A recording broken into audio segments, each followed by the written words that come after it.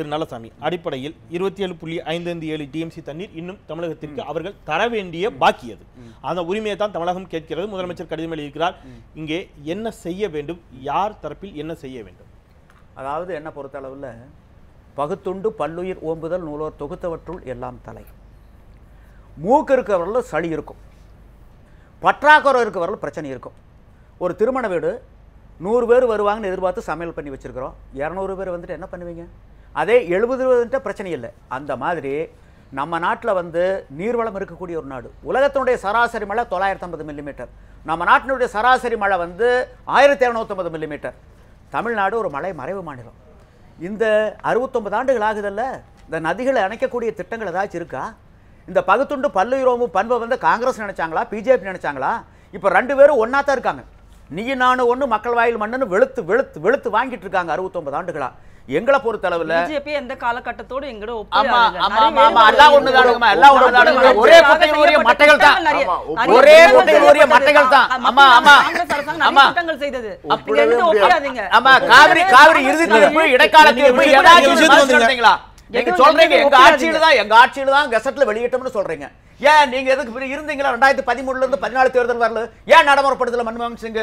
அப்பா ஒரு ஊரை போட்டாரு, ஆற போட்டாரு, ஒத்தி போட்டாரு, நீர்த்து போக வச்சாரு. அதையே தான் இப்ப மோடி செஞ்சுட்டு இருக்காங்க.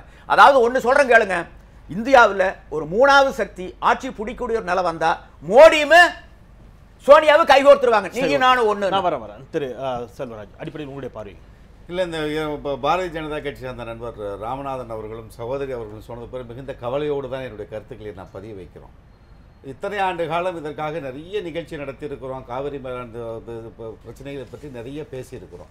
ஒரு இறுதி கட்டத்தில் நம்ம என்ன செய்திகளை நாம் மக்களுக்கு கொண்டு செல்ல வேண்டும், என்ன சூழ்நிலையில் தமிழகம் இருந்து கொண்டு இருக்குது எங்களை கவலை இல்லாமல் தேஞ்ச ரெக்கார்டு மாதிரி எல்லாம் பேசுவாங்க. மோடி ஏன் பேசணும்னு இவங்க கேள்வி. நாங்கள் அரசியலில் வெளியிட்டோம், இதற்கு பிறகு நாங்கள் என்ன பண்ண முடியும், பிஜேபி இருக்கிறவங்கள பண்ண சொல்லுங்கிற அவங்க வைக்கிற வாதங்கள். இப்பொழுது இருக்கிற இந்த விவசாயிகள் படுகிற துன்பம், தமிழகத்திற்கு என்ன தேவை, இந்த உரிமைகளை நாம் மீட்டு பெற முடியவில்லை என்கிற கவலைக்கு அவர்கள் மருந்து போடுவதாக இல்லை. 2013 நாங்கள் அரசியலில் வெளியிட்டோன்னு சொன்னாங்க. இப்போ இருக்கிற ஒரே நிலைப்பாடு இறுதியாக நமக்கு கிடைக்க வேண்டியது இந்த காவிரி மேலாண்மை வாரியம், ஒழுங்குமுறை வாரியம் தான். இது அமைத்தால் ஒட்டுமொத்தமாக காவிரியிலிருந்து அவர்கள் கர்நாடகாவில் தண்ணி தேய்க்கிற அனைத்து அணைகளின் கட்டுப்பாடும் அந்த மேலாண்மை ஒழுங்குமுறை ஆணையத்தில் வந்துருச்சுன்னு சொன்னா இப்படி நாம் போராடி கொண்டிருக்க வேண்டிய அவசியம். அதை ஏன் அமைக்க மறுக்கிறார்கள் அப்படிங்கிற கேள்வியும் தொடர்ந்து வைக்கப்படுகிறது.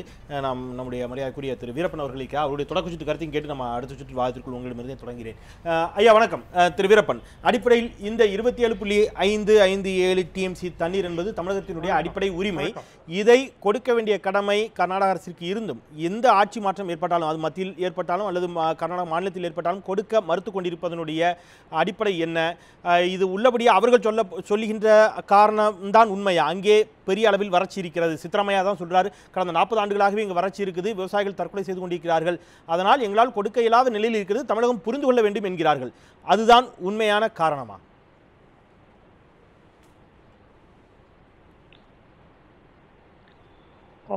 வணக்கம். நான் எந்த அரசியல் கட்சியையும் சார்ந்தவன் அல்ல. அரசியல் கட்சியினுடைய எல்லைக்குள் போகாமல் இதில் இருக்கின்ற 3 தகவல்களை நான் பரிமாறிக்கொள்ள விரும்புகிறேன். ஒன்று, இந்த காவிரி நடுவர் மன்ற தீர்ப்பு உச்சநீதிமன்ற தீர்ப்புக்கு இணையானது என்று சொல்லியும், காவிரி மேலாண்மை வாரியத்தை அமைக்க வேண்டும் என்று அது வலியுறுத்தியும் அமைக்காமல் மத்திய அரசு காலந்தாழ்த்தி வருகிறது. இது மிகப்பெரிய பொறுப்பு கழிப்பு. இது உண்மையிலேயே இந்திய அரசியல் சட்டத்திற்கு மாறானது. இதுதான் முதலானது.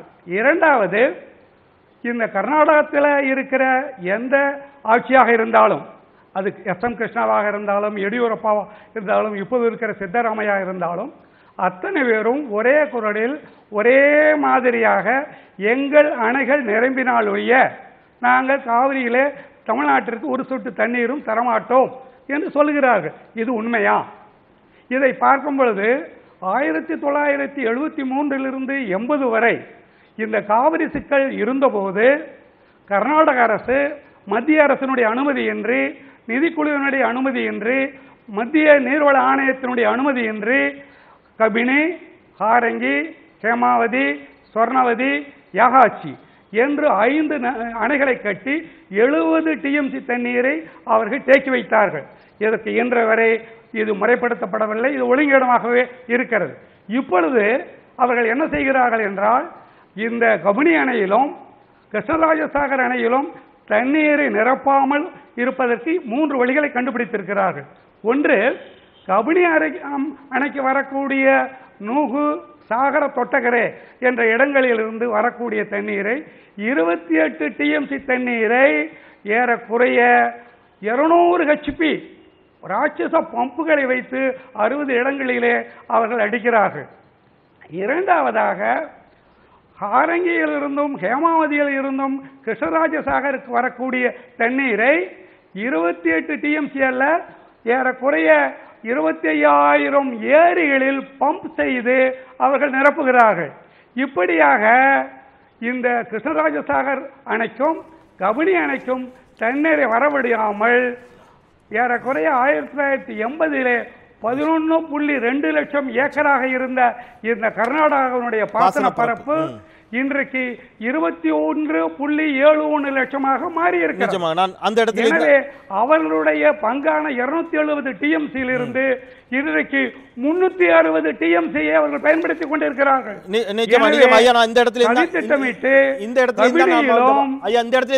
வாதத்தை தொடரலாம் விரும்புகிறேன். நான் உங்களிடம் இந்த கூட தொடர்கிறேன். ஒரு சிறிய இடைவேளைக்கு பிறகு ஐயா நான் மீண்டும் தொடர்கிறேன்.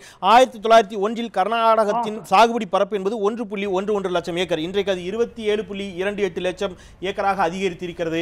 இது சுட்டிக்காட்டியதை தாண்டி விதிகளை மீறி அவர்கள் தங்களுடைய பாசன பரப்பை அதிகரித்திருக்கிறார்கள். இது ஏற்புடையதா என்ற கேள்வியை திரு வீரப்பன் அவர்கள் முன்வைத்திருக்கிறார்கள். இந்த கேள்வியோடு இணைந்து பயணிக்கலாம் ஒரு சிறிய இடைவேளைக்கு பிறகு.